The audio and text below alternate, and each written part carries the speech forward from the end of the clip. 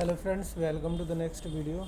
Let's see the class 9 chapter 2 NCRT summary. The series has been going on. You can go and watch the old videos also.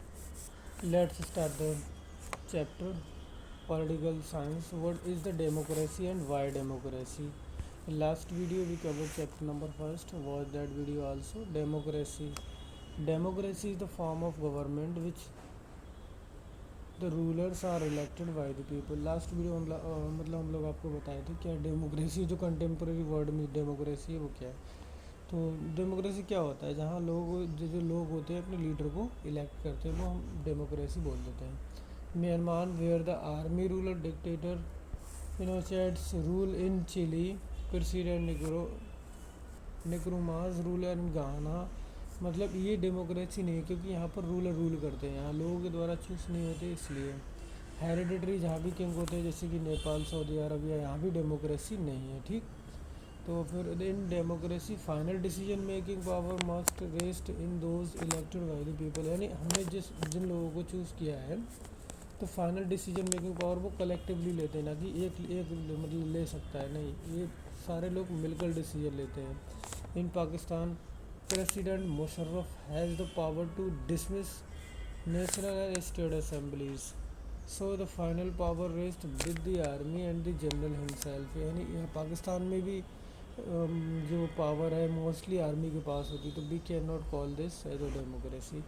अच्छा, मतलब true democracy में नहीं आता. But democracy के भी 4 type होते हैं, अलग से वीडियो लेके आएंगे, आपको बता देंगे कैटेगरीज होती हैं. डेमोक्रेसी मस्ट भी, अगर जो डेमोक्रेसी तो जाहिर सी बात है फ्री एंड फेयर इलेक्शन पे बेस्ड होना चाहिए. एग्जांपल जैसे मेक्सिको का इलेक्शन हो गया है एवरी 6 ईयर 1980, मतलब जब से 1986 से हो रहा है ना,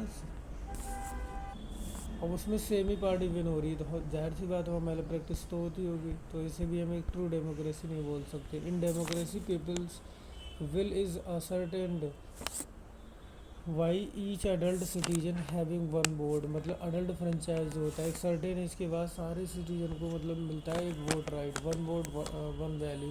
तो आप सब लोग जाके पार्टिसिपेट कर सकते हैं उसमें. ये democracy government, democratic government rules with in limit. अब जैसे कि कॉन्स्टिट्यूशनलिज्म होता है, तो वो क्या होता है, एक कॉन्स्टिट्यूशन होता है, उसके प्रोविज़न को फॉलो करना, हम उसी को कॉन्स्टिट्यूशनलिज्म बोलते हैं. तो जो गवर्नमेंट है वो बाइंडेड होती है कॉन्स्टिट्यूशन से, ना कि अपनी मर्जी से सब कुछ करेगी. यानी ट्रू डेमोक्रेसी. डेमोक्रेसी कैन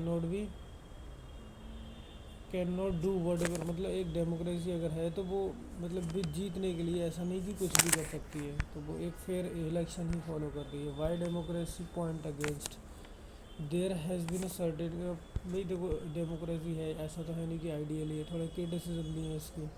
ये क्या करता है, इंस्टेबिलिटी क्रिएट करता है, जैसे कि लीडर बार बार चेंज होता है. इसलिए द पावर के, ये सिर्फ पावर एंड पॉलिटिकल कंपटीशन के बारे में बात करता है. There is no scope of morality. So many people have to be consulted before any issue is resolve. यानी कोई भी इशू आपको रिजॉल्व करना है पार्लियामेंट में, तो पूरा डिस्कशन से वो होता है. कोई भी बिल लेके आते हैं उसे पास करने के लिए, इसकी वजह से डिले होता है. Elected leader do not know the best interest of the people. मतलब जो इलेक्टेड होकर जाते ज़रूरी है वो जानते हो लोगों का इंटरेस्ट क्या होता है, मतलब अच्छे से नहीं जानते हैं कुछ लीडर ऐसे हैं. It leads to corruption for the based on the electoral corruption. मतलब इलेक्टर आपने देखा होगा जो बॉन्ड वगैरह हुआ था, इसमें करप्शन को मोस्टली जो एम्पावर करता है. Ordinary people do not know what is good for them, so decision making should not be left to them.